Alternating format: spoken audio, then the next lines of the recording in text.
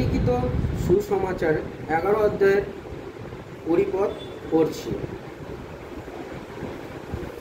প্রাতকালে তাহারা যাইতে যাইতে দেখিলেন সেই ডুমুর গাছটি সমূলে শুকাইয়া গিয়াছে।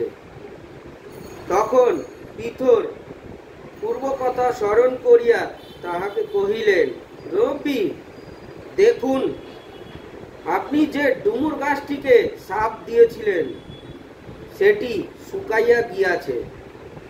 যিশু উত্তর করিয়া তাহাদিকে কহিলেন, ঈশ্বরে বিশ্বাস রাখো। আমেন। আমি তোমাদিকে সত্য কহিতেছি, যে কেহ এই পর্বতকে বলে, উপড়িয়া যাও আর সমুদ্রে গিয়া পড়ো, এবং মনে মনে সন্দেহ না করে কিন্তু বিশ্বাস করে যে যাহা বলে তাহা ঘটিবে, আমেন, তবে তাহার জন্য তাহাই হইবে, আমেন।